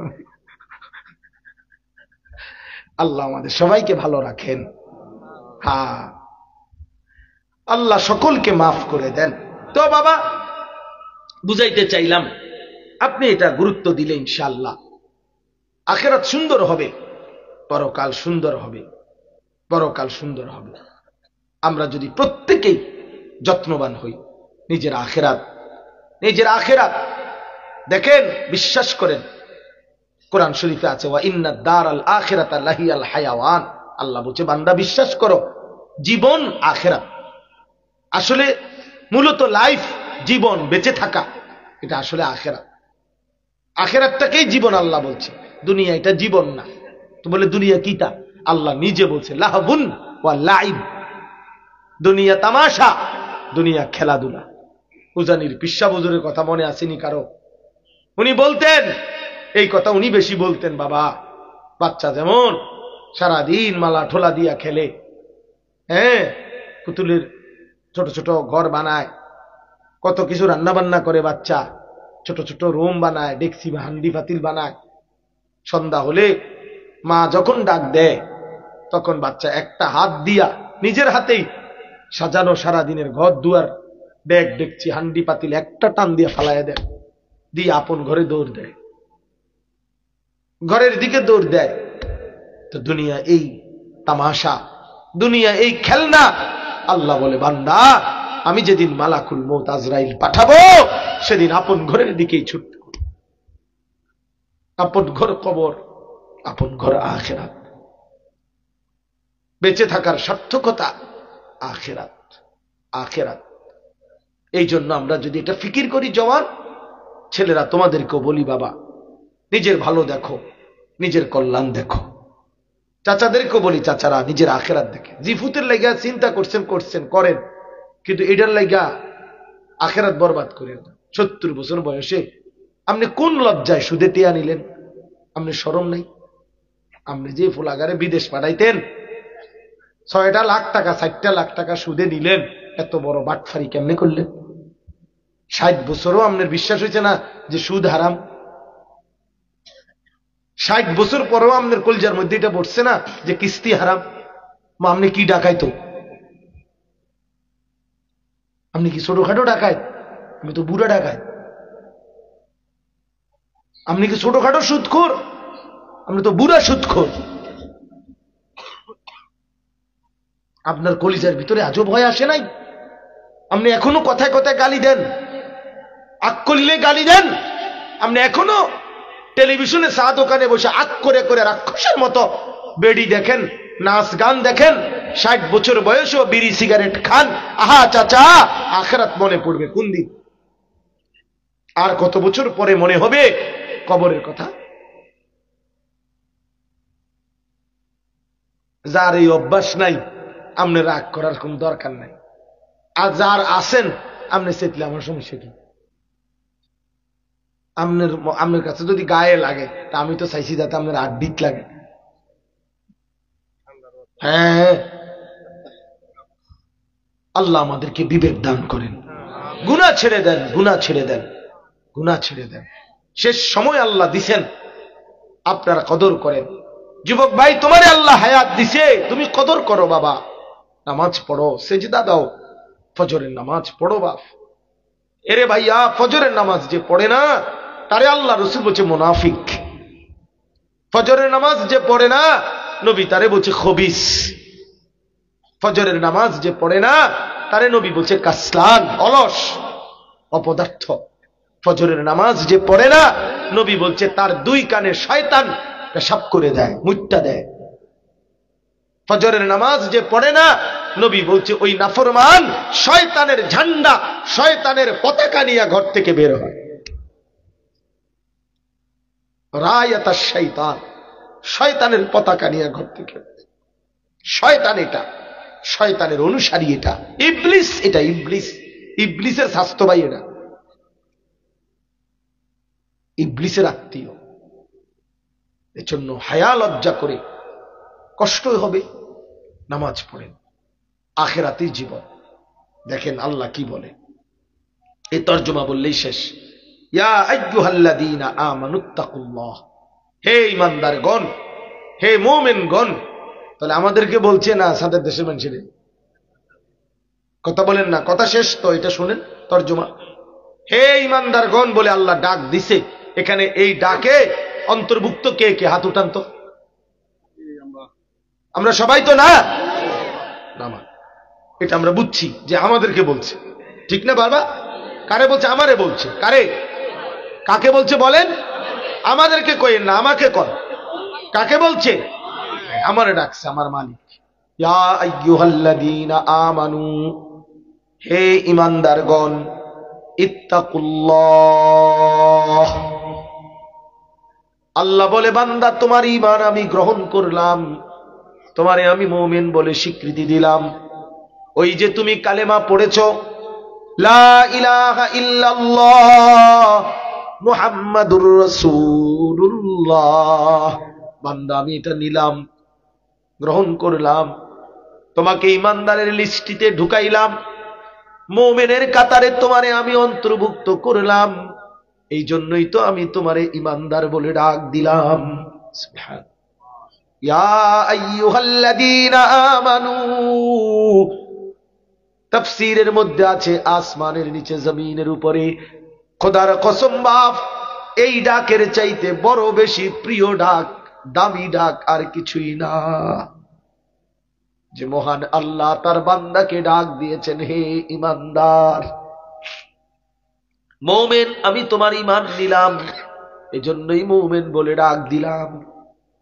কারো ঈমান যদি আল্লাহ গ্রহণ করে, এক বিন্দু ঈমানের পুরস্কার, এক জাররা, কমপক্ষে 10টা দুনিয়া বরাবর জান্নাত।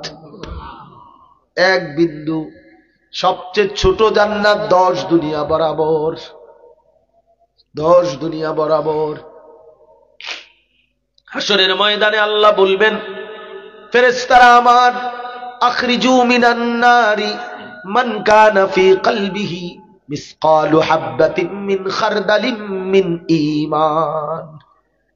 আল্লাহ বলবে, ফেরেশতারা জাহান্নাম থেকে আমার ওই বান্দাদেরকেও তুলে আনো, যাদের দিলের মধ্যে, কলিজার মধ্যে সরিষার দানা পরিমাণ ঈমানও বাকি আছে। এটুকু ঈমানও যদি পাও, আমার সেই বান্দাকেও জাহান্নাম থেকে তুলে এনে জান্নাতের সামনে নহর আছে, সেই নহরের মধ্যে তার শরীরটাকে ধুয়ে মুছে পবিত্র করে তারে জান্নাতে ঢুকায় দাও। ইয়া আইয়ুহাল্লাযীনা আমানু, হে ঈমানদারগণ, ইত্তাকুল্লাহ, আল্লাহকে ভয় করো, আল্লাহকে ভয় করো। আল্লাহ যেন বলে, বান্দা কেউ যদি আমারে না চিনে, না ডাকে, কেউ যদি আমার সেজদা না করে, মানুষ তো বানাইছি আমি 800 কোটি, জীব জন্তু তো বানাইছি আমি কোটি কোটি কোটি কোটি, কারো কাছে কেউ যদি আমারে মনে নাও করে, তুমি তো ঈমানদার, তুমি তো মুমিন, আমি যদি তোমার কাছে সেজদা না পাই, বলো না বান্দা আমি কার কাছে পাবো? কে আমারে সেজদা দিবে?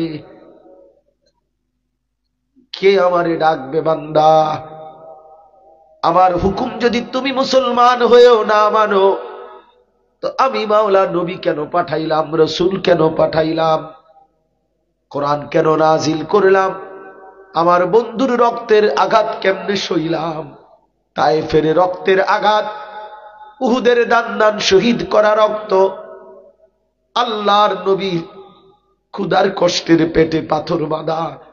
আল্লাহ বলেন, আমি তো সব সয়েছি মুমিন, তুমি তো জানো না মুমিন, আমি এই বন্ধুকে খুব ভালোবাসি। এই বন্ধু যখন কোরআন নাজিল হতো, জিব্রাইলের সাথে মুখস্থ করার জন্য ঠোঁট নাড়াইতো, আমি তাও বলে দিছি, বন্ধু ঠোঁট নাড়াইলে তো আপনার কষ্ট হয়, লা তুহাররিক বিহি লিসানাক, আপনি ঠোঁট নাড়াইয়েন না, জিব্রাইল পড়বে, আপনি শুধু শুনবেন। আপনার কলিজায় মুখস্থ করিয়ে দেওয়া, আপনার জবানে উচ্চারণ করিয়ে দেওয়া, পুরাটা দায়িত্ব আমি আল্লাহ নিজেই নিলাম। এই বন্ধু যিনি ঠোঁট নাড়াইলে আল্লাহর কষ্ট হয়, তায়েফের রক্তের দিন আল্লাহ কোথায় ছিলেন? ছিলেন আল্লাহ? কথা বলে না কেন? তায়েফে যেদিন নবী রক্তাক্ত হয়েছে সেদিন আল্লাহ ছিলেন? উহুদে নবীর দান যেদিন শহীদ হয়েছে সেদিন আল্লাহ ছিলেন? পেটে 2টা পাথর বাঁধছে নবী যেদিন, সেদিন আল্লাহ ছিলেন? কেমনে সইলেন মাওলা? কেমনে সইলেন? আল্লাহ বলে, বান্দা বন্ধুর আঘাত সয়েছি আমি, বিনিময়ে বন্ধুকে বলেছি, বন্ধু তবুও ফাস্তাকিম কামা উমিরতা, আমি আপনাকে যেই দ্বীনের প্রচার, দ্বীনের মেহনতের যেই দায়িত্ব দিলাম, মজবুতির সাথে আপনি এতে অটল থাকেন। গোটা পৃথিবী আপনার বিরোধিতা করুক, জুলুম আর নির্যাতন যাই হোক, আমি আল্লাহ আপনারে বিনিময় দেব, আপনি আমার বান্দাদেরকে জাহান্নাম থেকে বাঁচায় দেন। তো পাথরের আঘাত সয়েও নবী কালেমার দাওয়াত দিয়েছে কিনা? বলো নওজোয়ান, একজনই ভালো হও। আমি বাস্তবিক অর্থে এক ফেরিওয়ালা মানুষ, কখনোই কোনো সময় সংখ্যা নিয়ে পেরেশান করি না। শ্রোতা কম না বেশি, ছোট মাহফিল না বড় মাহফিল, এটা লই আমার কোনো টেনশন, কোনো পেরেশানি না। আল্লাহর কথা বলতে থাকা, আল্লাহর জন্য বলতে থাকা। এজন্য ইয়া আইয়ুহাল্লাযীনা আমানুত্তাকুল্লাহ, হে ঈমানদার, আল্লাহকে ভয় করো, আল্লাহকে ভয় করো, তাকওয়া অবলম্বন করো।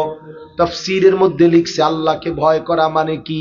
দুই জিনিস, সমস্ত গুনাহ ছেড়ে দেওয়া, সমস্ত হুকুম পালন করা।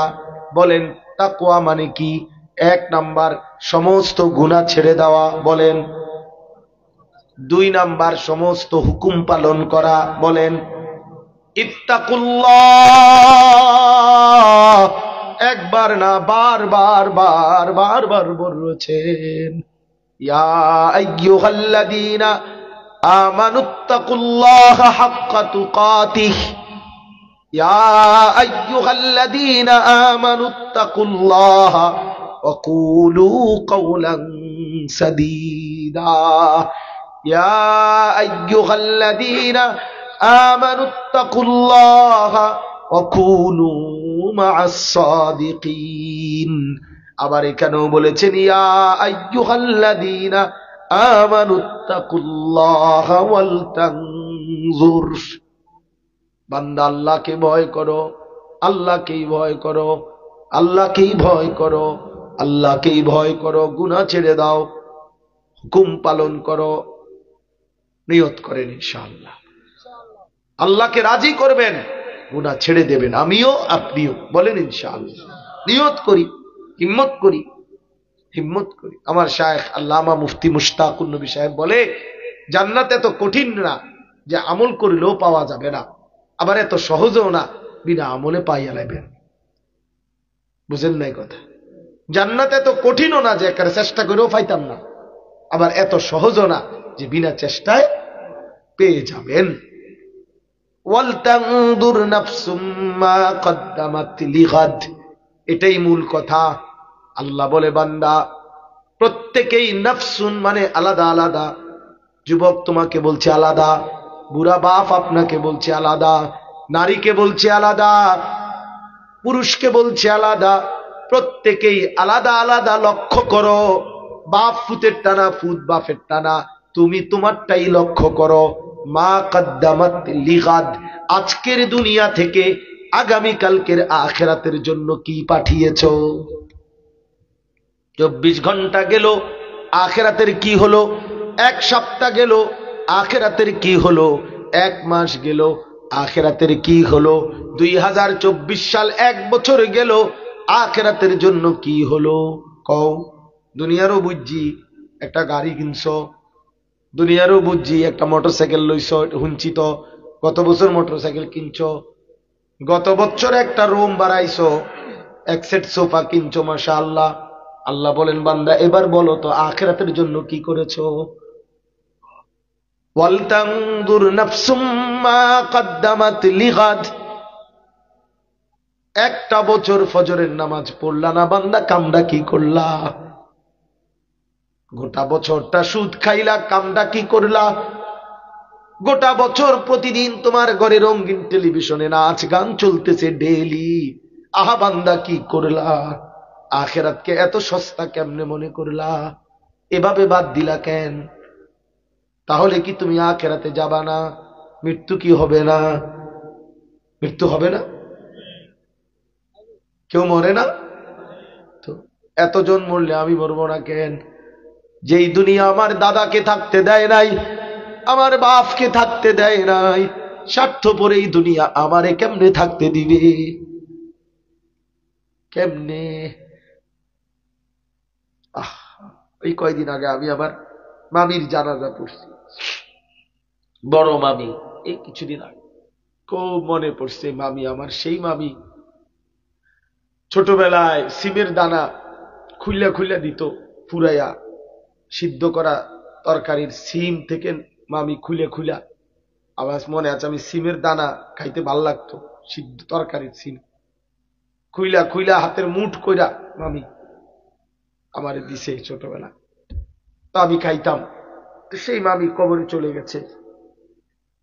তাহলে দুনিয়া আমার এমন এমন আপনজনকে থাকতে দেয় নাই, সে তো আমাকেও থাকতে দিবে না। এজন্য বাপ চলেন, আমিও ভাবি, আপনিও ভাবেন, আগামীকালকের আখিরাতের জন্য কি পাঠিয়েছেন। ওয়াত্তাকুল্লাহ, আবারও আল্লাহ বলে বান্দা আল্লাহকে ভয় করো। কথাটা ফেলে দিও না, এটার একটা মাহফিল মনে করো না, এটারে একজন হুজুর বক্তার ওয়াজ মনে করো না। বাপ আমি অনুরোধ করি হাত জোর করে, বারবার আসা কঠিন বাপ, বিশ্বাস করেন, এটা মনে করেন না এতটুকু বলেই শেষ যে এই হুজুর বালাই কইছে, এই হুজুরের ওয়াজটা ভালোই না। বাপ আমরা ভালোই না মন্দই দিল এত কথা না, আপনি বদলাবেন কিনা সেটা কথা, ঠিক কিনা বলেন? আপনার কাছে আপনার করে এনে বয়াইছে বক্তার ইন্টারভিউ লইতেন নাকি? হ্যাঁ না না, আপনি আপনি কর না, বিচারের কথা কর। এনে বসাইছে কি এই জন্য না যে আপনি কইবেন ওই যে আসার পর যে হুজুরটা কইছে একটা টান যে দিচ্ছে রে। আমার একজন একদিন হুজুর আল্লাহ দিছে টান, টান এমন সুন্দর টান দিছে হুজুর। আপনার দ্বারা যদি রশি থাকতো আমনো জায়গাটা লাগাইয়া হুজুর টানতেন, হুজুরে যেন থেকে টান শেষ হয়েছে আমনে কুদ্দুর রশি লাগাইয়া টানতেন, জিনিসটা একটু লম্বা হইতো। টান এটা টানছে কিছে তো, কেউ টান, কারো সুর, কারো চিৎকার, কারো হুঙ্কার, কোন বক্তা জনপ্রিয়, এগুলো দিয়ে তো আপনার কোনো লাভ নাই। আপনি ভালো হইবেন নি হেঁটে না কথা, আপনি গুনাহ ছাড়বেন কিনা বলেন, আপনি বিড়িখানা বন্ধ করবেন কিনা বলেন, আপনি টেলিভিশন চাওয়া বন্ধ করবেন কিনা বলেন, আপনার স্ত্রী পর্দা করবে কিনা বলেন, মেয়েটা পর্দা করবে কিনা বলেন, ছেলে মেয়েগুলো নামাজ পড়বে কিনা বলেন, বলেন ইনশাআল্লাহ। চেষ্টা করব তো ইনশাআল্লাহ। ইন্নাল্লাহা খাবীরুম বিমা তা'মালুন, আল্লাহ বলে বান্দা মনে রাখো যাই করো আমি কিন্তু পুরা খবর রাখি। আমি হাসলেও দেখি, কাঁদলেও দেখি, রাতেও দেখি, দিনেও দেখি, একাকীও দেখি, প্রকাশ্যও দেখি, আস্তে বললেও শুনি, জোরে বললেও শুনি। আসিররু কাওলাকুম আবিজহারু বিহি ইন্নাহু আলিমুম বিদাতিস সুদূর, সব আমি জানতে পারি, পারে কিনা। শেষ আয়াত, ওয়ালা তাকুনু কাল্লাযীনা নাসুল্লাহ ফাআনসাহুম আনফুসাহুম, আল্লাহ বলে বান্দা এবার আমি একটা শাস্তির কথা বলি, এটা শাস্তি। প্রথমে তো বলছে আদেশ, হে মুমিন আল্লাহকে ভয় করো, আগামীকালকের আখিরাতের ফিকির করো। এবার আল্লাহ বলেন ওয়ালা তাকুনু কাল্লাযীনা নাসুল্লাহ ফাআনসাহুম আনফুসাহুম, একটা শাস্তির কথা বলি বান্দা, মনে রেখো ইমানদার, যদি তুমি আমি আল্লাহকে লম্বা সময়, দীর্ঘ সময় যাবত ভুলে যাও, তো একদিন আমি আল্লাহ তোমাকেই তোমার নিজের পরিচয় ভুলিয়ে দেব। কবর, আখিরাত, মিজান, ফুলসিরাত, তাফসীরের মধ্যে লিখছে আল্লাহ বলে বান্দা তোর আখিরাত, তোর পরকাল আমি আল্লাহ তোর থেকে জীবনের তরে ভুলিয়ে দেব, আর কোনদিন মনে পড়বে না কবরের কথা। সুদ খাইতে খাইতে, মিথ্যা বলতে বলতে, চুরি করতে করতে, জিনা করতে করতে, ব্যভিচার করতে করতে, উলঙ্গ ছবি দেখতে দেখতে, মোবাইলের নাচ গান নর্তকী দেখতে দেখতে, ফুর্তি করতে করতে, হারাম করতে করতে, বেপর্দা হতে হতে আল্লাহ বলেন আমারে বহুদিন হইছে বান্দা ভুলে গেছত, ঠিক আছে এবার আমিও নারাজ হলাম, এবার আমিও তোর পরিচয় তোরে ভুলায় দিলাম, তোর আখিরাত পরকাল আর কেউ মনে রাখিস বেঈমান, আর কোনদিন আখিরাত মনে পড়বে না। এটা আল্লাহর সবচেয়ে বড় আযাব, দুনিয়াতে শাস্তি। তখন কি হবে কথাটা দেখেন, তখন কি হবে? আশ্চর্য এটা, এই শেষ কথাটা কদ্দুর মনে নামলো। প্রথমে তো আল্লাহ কথা শুরু করছে, হে ঈমানদার, ইয়া আইয়ুহাল্লাযীনা আমানু। এবার শেষ করতেছে কথা, এটা আল্লাহ বলে বহুদিন যাবত যদি আমারে আল্লাহকে ভুলে যাও, গুনার মধ্যে ডুবে যাও, আমি কিন্তু তোমার আখিরাত ভুলাইয়া দেব, কবর ভুলাইয়া দেব। তখন তুমি ছিলা তো ঈমানদার, এখন হইয়া যাইবা উলাইকা হুমুল ফাসিকুন। তোমার পরিচয় হবে প্রকাশ্য পাপী, পাপী, পাপী, নাফরমান, নাফরমান। এরপরের থেকে তোমারে আমি যেদিন তোমার আখিরাত ভুলাইয়া দেব তোমার কলিজার থেকে, সেদিন থেকেই মনে রাখবা মানুষের কাছে তোমার পরিচয় লাগবে কোনো না কোনো পাপের দ্বারা। লোকে তোমারে বলবে হয় সুদখোর, নয় ঘুষখোর, নয় কিস্তিখোর, নয় বাটপার, নয় সিটার, নয় লম্পট, নয় মদখোর, নেশাখোর, গাঁজাখোর, ফুট্টাখোর, বাবাখোর, ডাইলখোর, হারামখোর, ইয়াবাখোর, নর্তকী, গায়িকা, নায়িকা, উলঙ্গ, বেপর্দা, বেহায়া, অসভ্য, এরকম কোন না কোন গুনাহ বা পাপের নামে তোমার নামে সিল লেগে যাবে, সিল। শেষ কথা বুঝছেন? সিল লেগে যাবে, সিল। এই জন্য দেখেন, হ্যাঁ বেচারা তো বিল্ডিং করে 4 তলা, কি সুন্দর টাইলস লাগাইতে আছে, মানুষে হাঁটতে যাইতে ও মারত না সুদের টিয়া কি, তো আপনার বিল্ডিং তো খইয়া পড়লো, মানুষে তো কয় আপনারই সুদখোর। আমার একবার একজনে কইছে, হুজুর মন্ডা চায় তার ফাঁসাতে একটা লাত্তি মারি। আমি কমা কি কন, আপনি আপনার ফাঁসাত লাত্তি দিবেন কেন? হুজুর কাঠটা সুদখোর। এই শব্দটা কইছে আব্দুল সালাম, কাঠটা সুদখোর। তাইলে কি লাভ হইল বাবা? টাকা তো হইল ঠিক আছে, কিন্তু পরিচয়টা কি লাগলো? সুদখোর। উলাইকা হুমুল, এটার অর্থ এটাই। অর্থাৎ ছিরা তো ঈমানদার, কিন্তু নাফরমানি করতে করতে করতে করতে একদিন তোমার পরিচয় হয়ে গেল কি? ফাসিক, পাপী। আল্লাহ আমাদেরকে এমন জঘন্য পরিচয় থেকে হেফাজত করেন।